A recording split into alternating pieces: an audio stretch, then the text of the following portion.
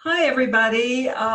This is the movie maven Karen Morgan, and we're flipping things around today. I'm hosting A Real Point of View. I guess, kind of the primary host, and Gregory, a real movie guy, will be my co-host. Hey, Greg, how are you doing?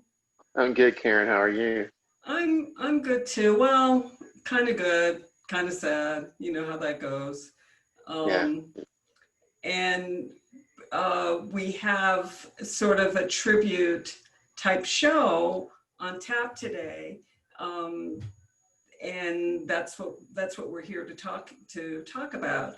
We wanted to talk about one of our favorite actors, Chadwick Boseman, who sadly passed away on August 28th at the very young age of 43.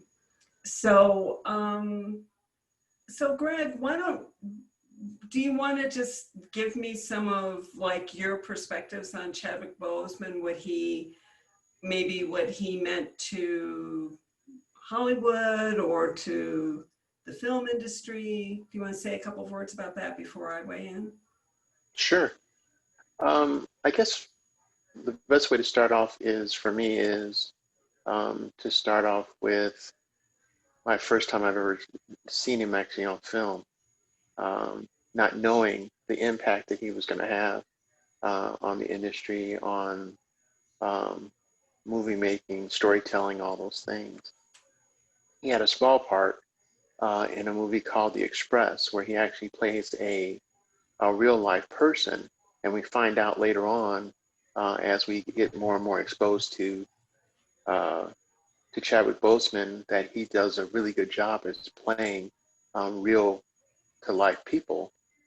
So in the movie, The Express, he plays a football player named Floyd Little.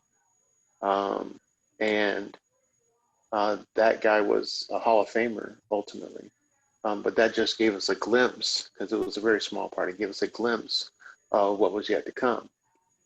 Um, but the really cool thing about Chadwick Boseman is um, his ability to make us see the individual that he's portraying in a very humanistic approach, a humanistic way, in that he gives us the emotion of the circumstance. He gives us the things that we're expecting from a lot of actors that we don't always get, unfortunately, but what we're expecting from actors.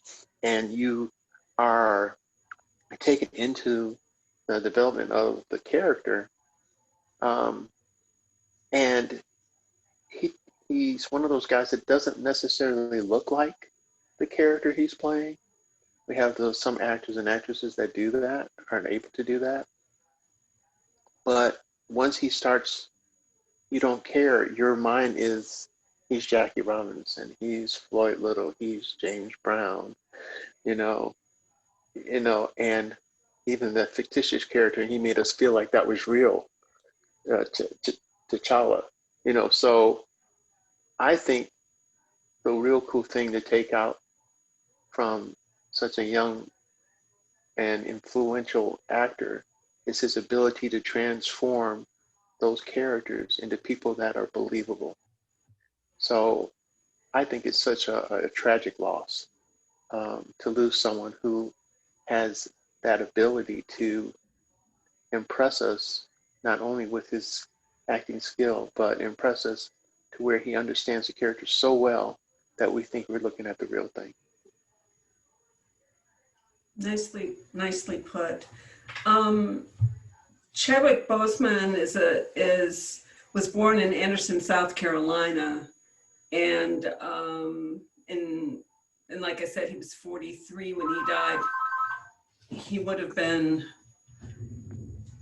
he would have been 44 this year. Sorry, little technical issue there. He would have been 44 in November of this year.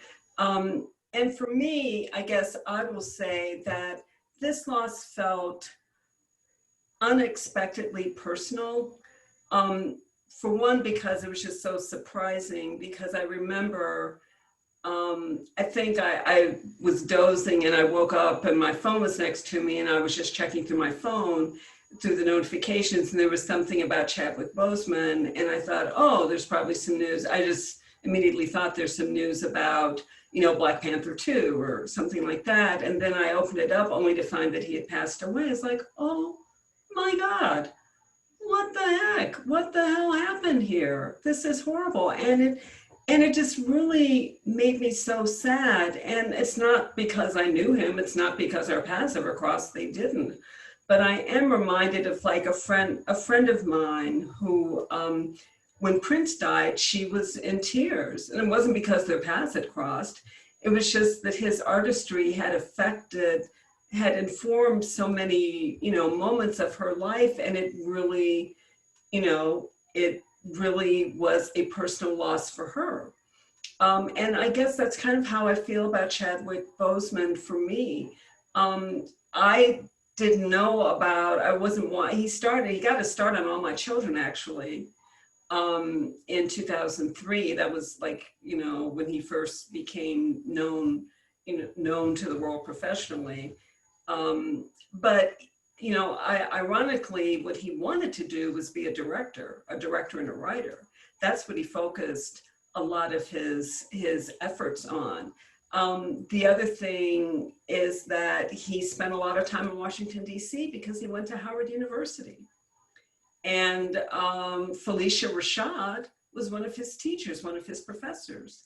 And she became a mentor for him. And it was she, in fact, who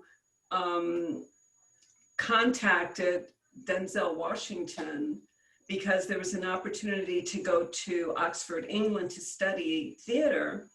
And a number of students, Chadwick Boseman among them, had qualified for the program, but they didn't have the money to go. And so Felicia Rashad contacted Denzel Washington, and he paid their tuition. So that was how Chadwick Boseman ended up spending time in Oxford working on theater there. And Denzel Washington became a friend of his, not only a benefactor, but a friend. So he did have, while his life was short, he did enjoy blessings. But I guess what I was going to say was that he really wanted to focus on directing and writing. He had written plays that had been performed in DC. He was working on producing. He had like a partner who worked with him. And one of the projects that he wrote, in fact, let's see. Of course, I had this queued up, and of course it went away. He wrote with a man, Logan Coles, and let's see. Okay, I'm on the wrong. Sometimes I hate technology. I'm just having a day with technology. I can't recall the name of the play that I can recall it in a minute. He wrote a couple of things. Blood Over a Broken Pond is what I was trying to recall. And that was like a short that he wrote in 2008. And he wrote another project called Expatriate, which is still in development, and Barry Jenkins was supposed to be, or is supposed to be, the director of that. But that's what he was focusing on. And I think the only reason that he really went into acting was because he wanted to see what the actors were dealing with in terms of how they relate to a director.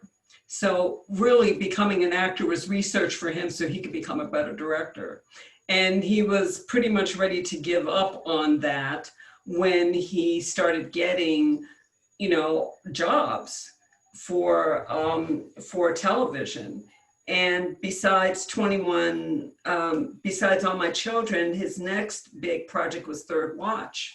And he was on there for 10 years. He had a recurring role. And he also had roles on Law and Order and CSI NY. So I thought that was interesting because I don't remember him from any of that. My first memorable encounter with him was with 42 when he played Jackie Robinson. And I just thought that movie was terrific. And we did a show on biopics like maybe 5, 6 years ago, and we talked about how biopics are generally bad. There are a few good ones, but generally bad. And I think I said during that broadcast that it's not just a matter of getting the right person to play the part, because there are plenty of biopics where the people who are the subject actually star in their own life stories, and they're some of the worst ones. Right. And Jackie Robinson did a movie of his life in which he starred, and it was a train wreck, like a It train wreck was. to end all train wrecks. It was so bad. So it's like, okay, so somebody else playing him has got to do better. And Chadwick Boseman really, I mean, there is a slight resemblance in terms of like coloring and physique, but they're not. I mean, to me, it's not like I would see Chadwick Boseman and go, "Oh my God, that's Jackie Robinson." They didn't look that much alike. Right. Um, but like you said, he did a lot of research on his characters, and he really focused on their inner life. You know, what made them who they were, and it seems like he just had major insights into that in ways that other actors maybe try for but aren't successful at. Hmm. And so he dug real down, he dug real deep. And it's not like, I mean, Jackie Robinson was a historical figure for him, just like he is for us. I mean, Right. he I can't remember when Jackie Robinson passed away, but he certainly wasn't around when Chadwick Boseman took this on. Right. He had been long gone. Um, Hmm. and the situation that Jackie Robinson was in was just so fraught. There was so much on the line. There was so much racial tension. There were issues because of how Black veterans were being treated after World War II. The fact that the United States was so slow to integrate, and then you have Jackie Robinson, and it's not like other people hadn't tried to integrate baseball before Jackie Robinson. They had. And it was sort of like somebody said, "You're going to be the anointed one, and you think you've made it when you get the call to the major leagues, but it's going to be the heaviest burden you've ever had to carry." And somebody as young as Chadwick Boseman, because he was born in 76, so he was like early 30s when he took this on. I think it takes a great deal of just incredible perception, a great deal of just empathy to sort of understand what was really going on and how much was truly at stake and how fragile the situation was. And also how important it was for Jackie Robinson to behave in a certain way to reach the goal of integration of baseball, and he didn't have the luxury of ego or being able to fight back when that was exactly what he wanted to do, because he understood that what was at stake was bigger than that one particular desire.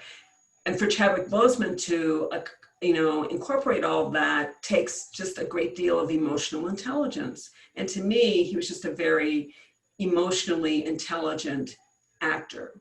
Um, Hmm. so um, and I guess the other thing I want to say, which I kind of feel like he was like this special soul who was sort of like gifted to the planet. And I in my mind I just imagine, like his guardian angel saying, "Okay, you're going to be very special, but you have a great choice to make, and not everyone gets this choice, but we're going to give this choice to you. You can either have a life of great impact, but it won't be a long life, or you can have a long life that won't be of particularly great impact, but you can choose." And I just feel like he chose that he wanted his life to mean something and he wanted to give something to the world that wasn't already there. And if that meant that he had a short life, then he was willing to make that sacrifice. And this is not based at all on reality. It's just what I imagine. I just feel like an angel said to him, you can make this choice, and this is what he chose. So anyway. Well, it is a different perspective. Um, but yeah, definitely someone who embodies the characters that he plays, and he infuses all the knowledge that he's was able to obtain and garner to give us the best portrayal and the best of those people that he could bring out so that we would understand and have a better understanding and a feeling about who these people were in life. I mean, we can go down the list of all the different people that he played who are real people and whose whose impact seemed to matter in the world as well. Like Thurgood Marshall, like Jackie Robinson, um, James Brown. and musically James Brown. Um, and again, I remember myself saying he didn't look anything like James Brown, but at the end of the movie, I felt like James Brown had just performed, and I knew he was gone. So why? How did that happen? Um, so that's a special ability. Aesthetically, yeah, he didn't necessarily look like the different people. A good example aesthetically to me is Halle Berry when she was playing. I don't know why the mind I can't think now. Dorothy Dandridge. Thank you, Karen. When she was playing Dorothy Dandridge, I thought that was a perfect aesthetic choice. And as I saw the movie, I thought, yeah, that was a really good choice. Yeah, obviously they don't look exactly like, but she resembled her. And Right. so playing the role was more getting understanding the actual essence of the person as opposed to aesthetically it was there. And a really good aesthetic transformation was Jamie Foxx playing Ray Charles. Um, you saw it. It seemed like that was Ray Charles sitting there. Mm-hmm. Chadwick Boseman did the same thing, but he did it with the essence of the person as opposed to the aesthetic of the person. And that in itself goes to show you how good an actor he really was. Um, but yeah, um, I was shocked as well. And but I remember saying to my wife a few years ago that we had seen, or maybe early this year, late last year, that he seemed a little thin. Now we Mm-hmm. know what people do to facilitate roles in film, and they do drastic measures to get their weight down, get their weight up. Russell Crowe is a very good example of that. But it didn't seem right.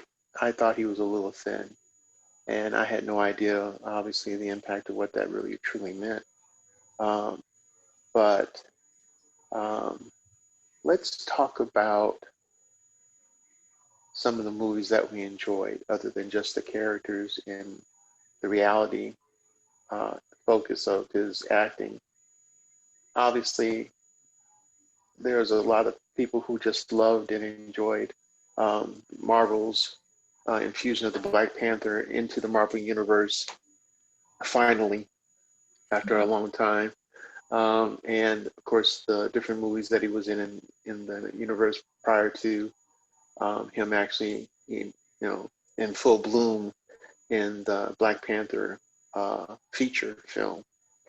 Um, there are a few films that I like of his that some people may or may not know about. So one of the movies that I wanted to talk about was prior to, we're all sitting back waiting for Black Panther to come out, and we're, we'd seen, i.e., maybe some people had seen 42, some people had seen James Brown, whatever. So um, looking forward to the Black Panther movie after seeing him in a very short moments of wonderment in some of the like Civil War, Avengers Civil War, Avengers this, right? So there's a movie out there that I happened upon by accident, and it's called Message from the King. Mm-hmm. In And 2016. I saw that, and I saw the trailer for it, and I thought, well, this looks interesting, and it's Chadwick Boseman.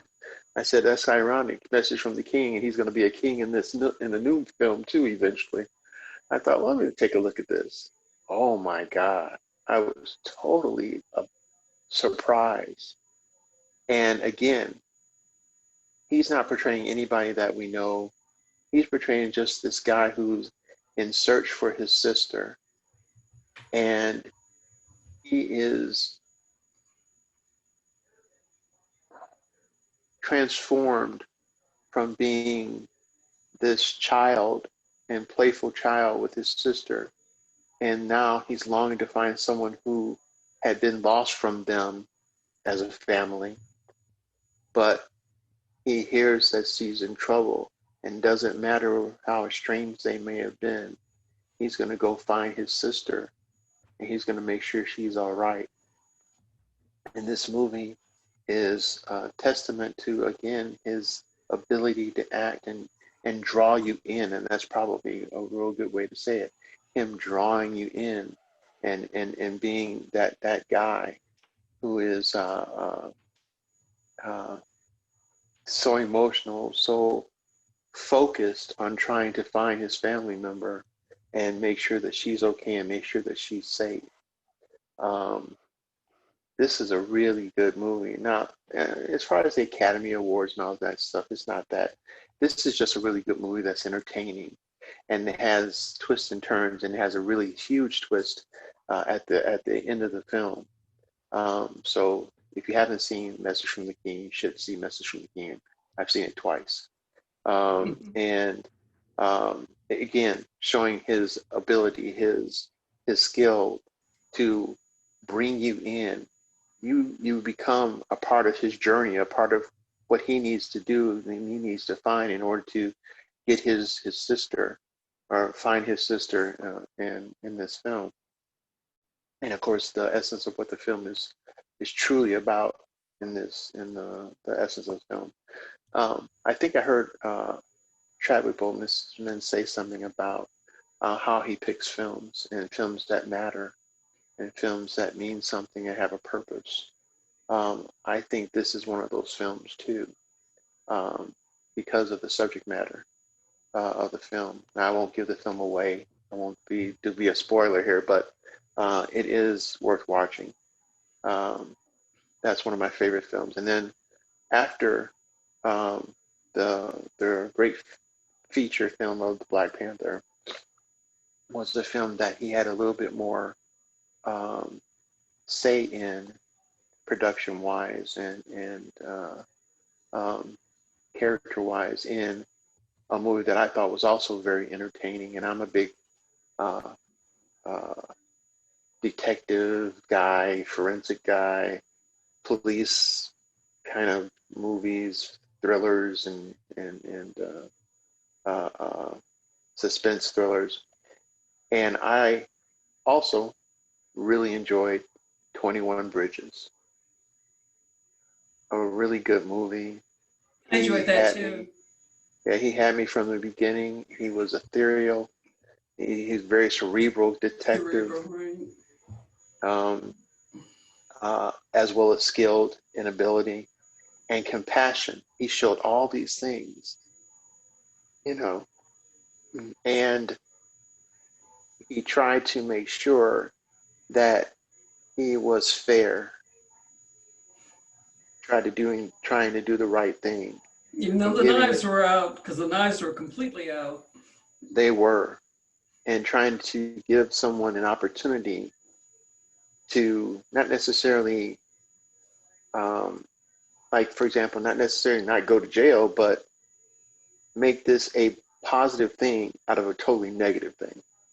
And if you guys see the movies, you see all the things that occur. But um, so for me right now, if I was to state the movies that I thought I really enjoyed from Chadwick Boseman, definitely Message from the King, definitely 21 Bridges, and of course, without a doubt, um, the Black Panther feature film, and I really actually liked his portrayal of James Brown. I really did. I was not an advocate early on I about that remember that. choice. I Yeah, remember about the that. choice. And he proved me wrong by his ability to, again, just draw me in. If you can Hmm. draw a person in to the character or what's going on in the film, that in itself is a gift, and that's a gift that he truly possessed. And look at the differences in characters. I mean, Jackie Robinson in 42 versus James Brown in Get On Up. It's like they're like miles apart. And Right, I mean, like James Brown is, I mean, he's really streetwise and but very emotional. His temper's horrible. I mean, James Brown cannot do what Jackie Robinson did in baseball ever, because his whole MO was having a temper and firing people left and right and telling people what to do. And he'd pull a gun on you in a New York second, seriously, you know, versus Jackie Robinson, who made self-control an art form, you know, right, and right. having the same person play both of those characters when you really need to draw on like way different sides of your personality, or way different personality traits to even pull that off. And he did both of those very credibly. The other thing that may be a fun fact that maybe people may not know was that in Get On Up, Chadwick Boseman, he didn't do his own singing. They had James Brown voicing the lyrics, but Chadwick Boseman did the dancing. The man can dance. I know. And then that's another thing. He was a very physical actor too, not just cerebral, because um, they did an interview with Forrest Whitaker with regard to the Black Panther, and he said, you know, you'd be surprised, but Chadwick Boseman did all his own stunts in Mm-hmm. the film. And Wow. now, so now you I didn't know, know he did all of them. yeah. So now you know he wasn't just a theatrical actor; he was a physical actor, and obviously athletic enough to pull it off. Mm-hmm. Um, that in itself is a monument to the effort and the ability, because you got the situation where they got to keep taking take after take after take after take. That could be exhausting Also dangerous, because when you get and tired, and also dangerous, you're more right? likely to make mistakes. Although I'm sure they had every safety protocol known to man, and you know, and guidance and all that, but still things can happen. They do all the time. They do all the time, and sadly, in a very negative way in many cases. Right. So even that in itself was an amazing effort, amazing feat, very focused and on your craft for sure. And he just started, I mean, people have been saying this, and so this isn't exactly news, but he was just so dedicated to the craft of acting. I mean, he was just dedicated to like the whole art form of storytelling. He Hmm. primarily did that as an actor. He also did that as a director and a writer, but the you know what most people will remember is his impact as an actor, but it all comes back to storytelling.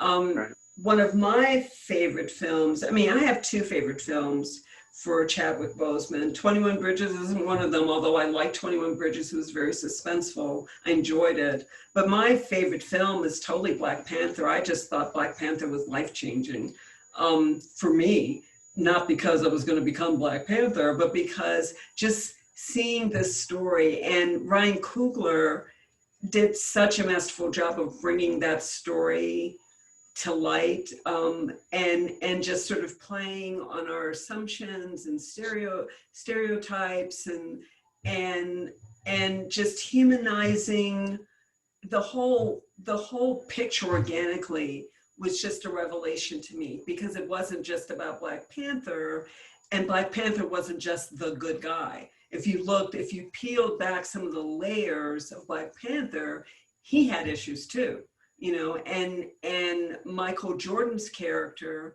wasn't just the bad guy.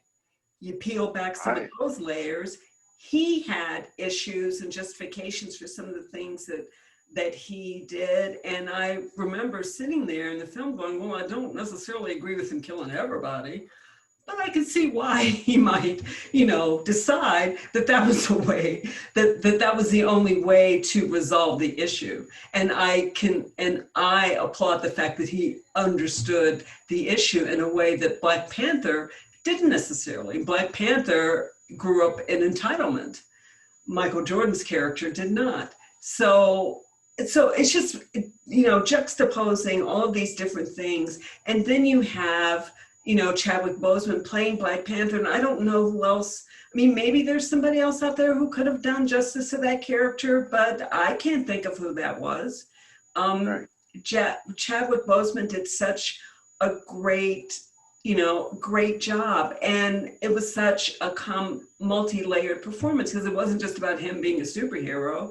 It was about him being a family man, taking care of his family and taking care of the kingdom that he also, was, Right.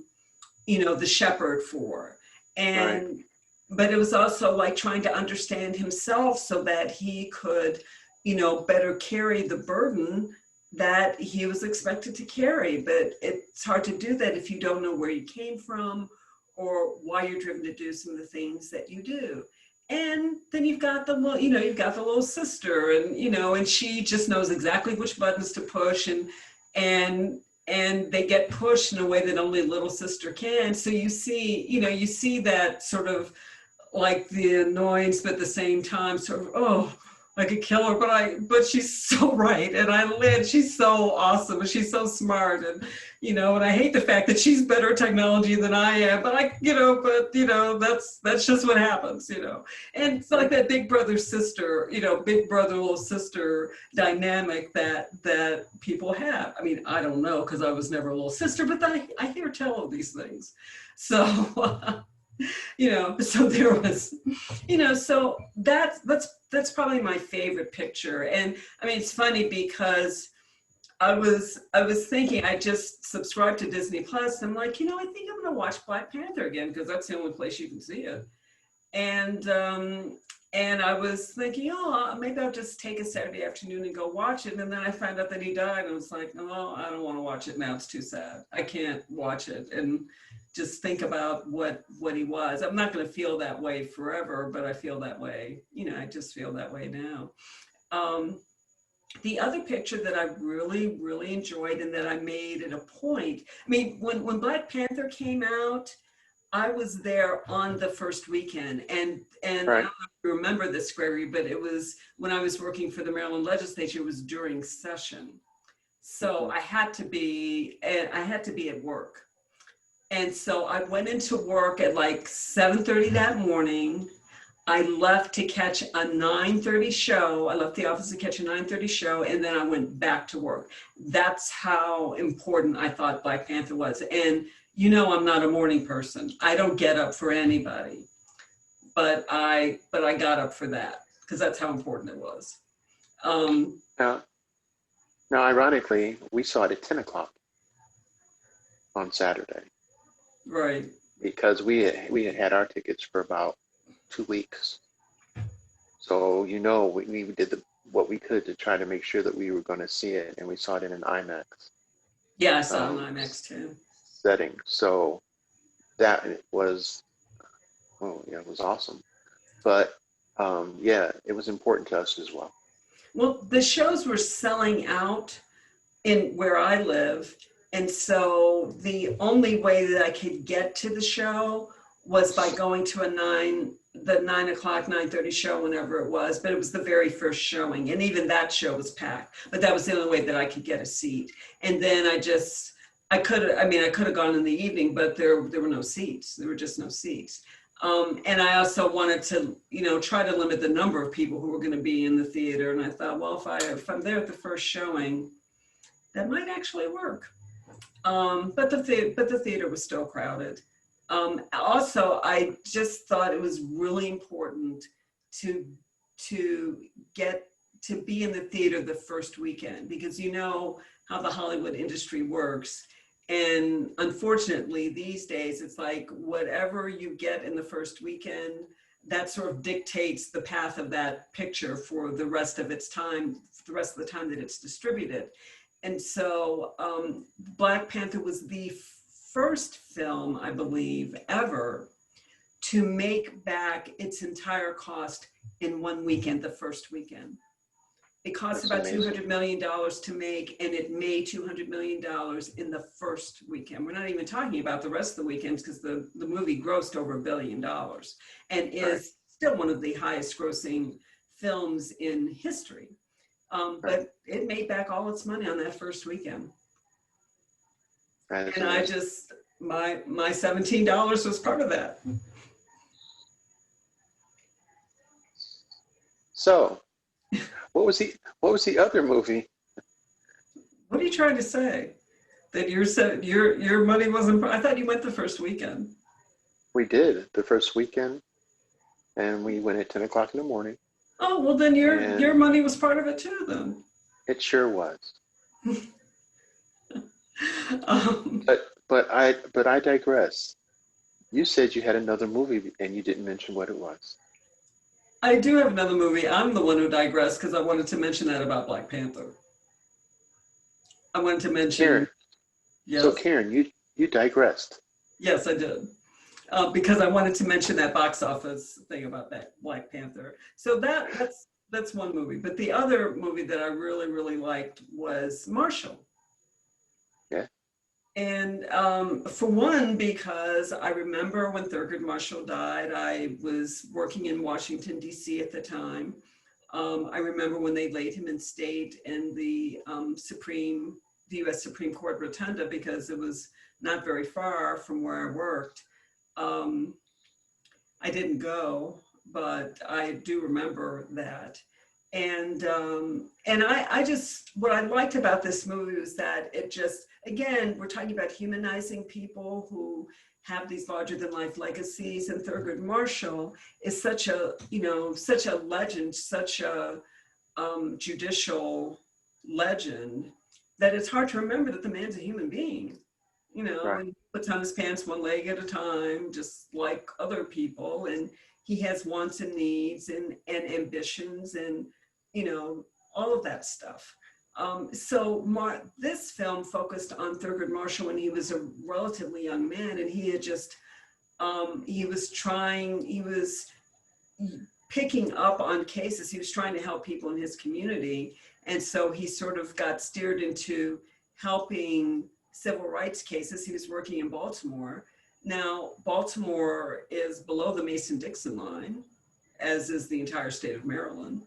So I say that just to mention that there were plenty of civil rights issues to go around, with segregation and with, just discrimination. And Jim Crow was alive and well in Maryland, from northern parts of Maryland all the way to the southern parts of Maryland. There was no shortage of Jim Crow. So he had plenty of cases. That's one reason why the NAACP Legal Defense Fund, when they picked a home, it was Baltimore, Maryland. So that was interesting. And then it just sort of focused on this one case that he took on. I don't think it was Brown versus Board of Education. I want to say it's another. Oh, I don't think that's what it was either. I want to say it's another case. It seemed to me it was like a murder case, I thought. What they concentrated on. Yes, because Sterling Brown was the defendant. Right. Mm-hmm.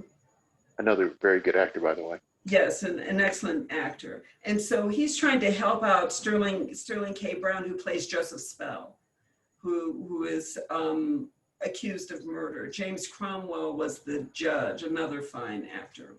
And Josh Gad played Sam Friedman, who Chadwick Boseman, who Thurgood Marshall partnered with to get this case. They kind of did an end run, because, like I said, Jim Crow was alive and well, and so there were all kinds of obstacles being thrown up to Thurgood Marshall's being able to actually practice law in Maryland.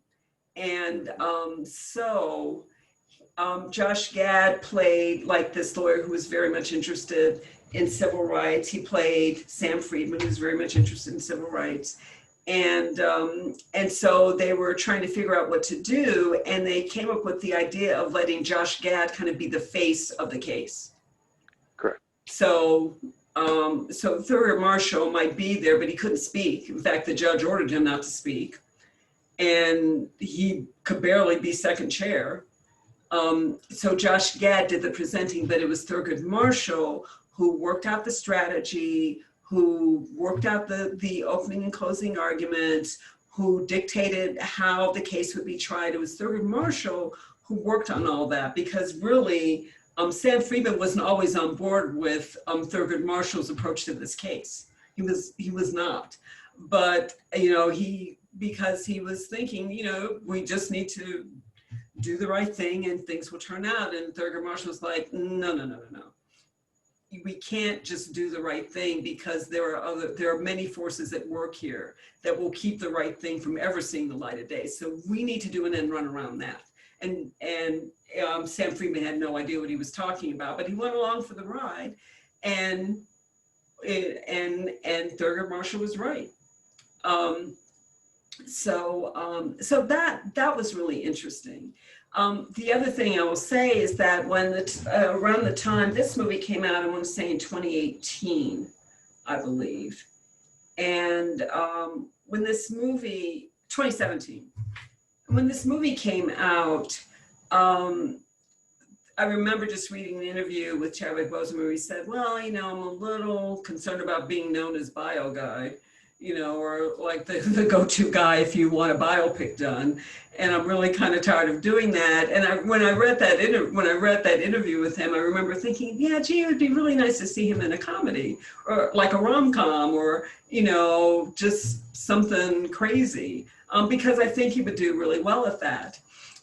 So the script for Marshall shows up, and the agent presents it to Chadwick Boseman, and he's like, no, because I'm looking for something else to do. I'm tired of being bio guy. Mm-hmm. Tired. Go away. And so he turned the project down. Well, Thurgood Marshall's daughter heard that he turned the project down. She wrote him a letter asking him to please do it, that no one would be able to bring her father to life in the way that he could. And so he relented, and he said, okay, I will do it. And he did a fabulous job. And I can't think of it. And it wasn't that they have a strong personal resemblance. They don't. Chadwick Boseman's darker. Thurgood Marshall was much lighter skinned. Thurgood Marshall was probably heavier, stockier than Chadwick Boseman was, but none of that mattered. And taller. But none of that mattered, because when you saw Chadwick Boseman on the screen, it was like, oh, that's what Thurgood Marshall must have been like. That's, wow, now I can see, yeah, he became this great Supreme Court justice, but this man was a hustler. This man was passionate. This man, was streetwise and interesting, and he had this sense of humor. That's what you see, and that's what's so important, Right. And I think that's what that's what his daughter wanted to see. So once again, he was the right guy to play it, that particular role. He was bio guy. Yeah, and gladly so for the rest of us. Yeah, I'm still aback by what has occurred. It's like I can't even believe it. It doesn't feel like it's real. Well, he was diagnosed with colon cancer in his 30s. Who gets that kind of diagnosis in your 30s? I mean, come on. Not just that, but I'm sure he did his due diligence in trying to do the best he could. Yeah. But we never ever saw it. No. Not in his demeanor, not in his interviews, not in his humanity, his charity. He was just that guy who was trying to do the best he could. And,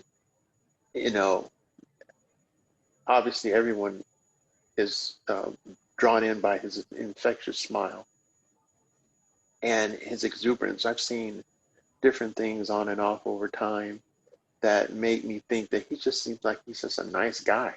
Mm-hmm. And being able to portray that again, the I guess the true acting of his life, you know, by being able to, you know, do all that while he's suffering.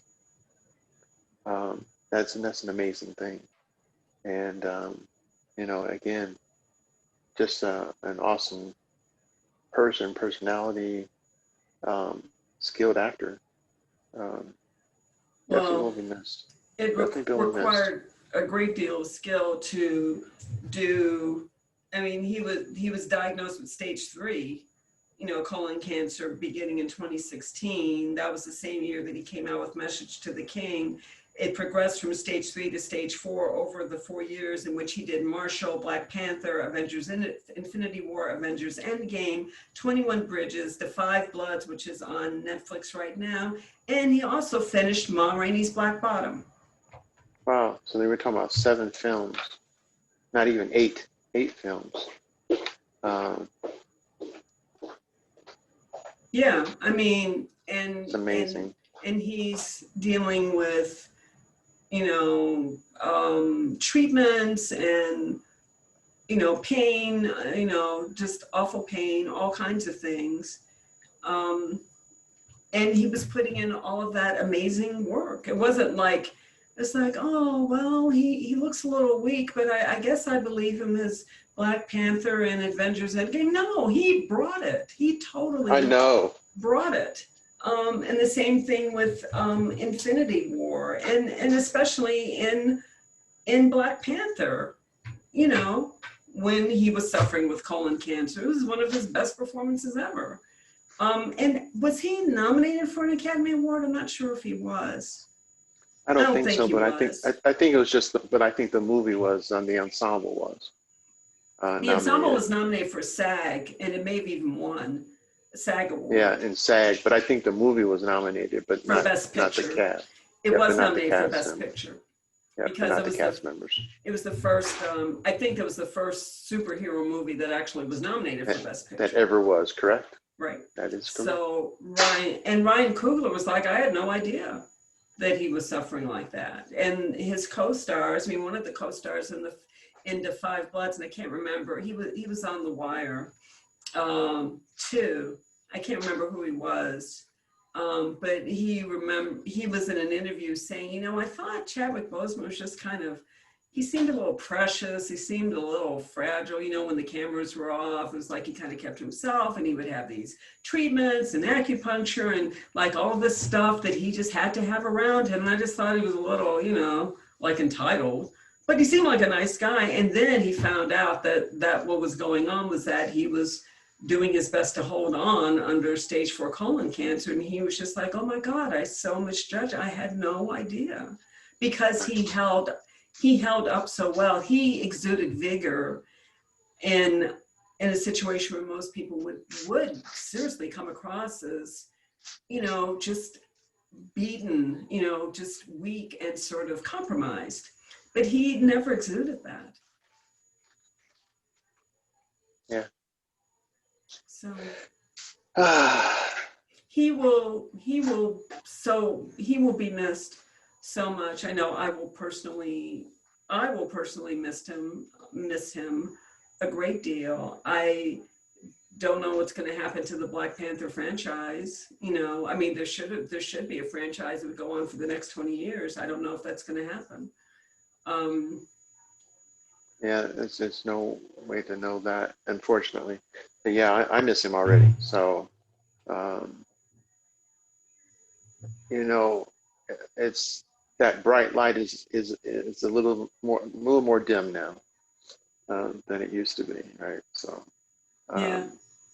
um, there's very special people in the world, and that have graced this world, and we've been gifted their ability to affect us in positive ways, and he's another one of those people. How great could he have ever been? We'll never know. But while he was here, I definitely appreciate him. And I hope others over time and even going into the future will have the ability to experience what he truly gave to humanity and the film industry by his films and by even some of the things that he said in, like at uh, uh, the commencement at Howard University, or some of the interviews that he's had, that he has said things that matter in the world. I hope people can experience those things as well. Yeah, he very consciously chose his roles, and he refused to do things that were demeaning, and he turned down a number of roles because when he looked at the script, it's like, you know, this is perpetuating stereotypes that I'm not going to perpetuate. Right. Period, end of story, move, let's next. And that's exactly what happened. It is. Yeah.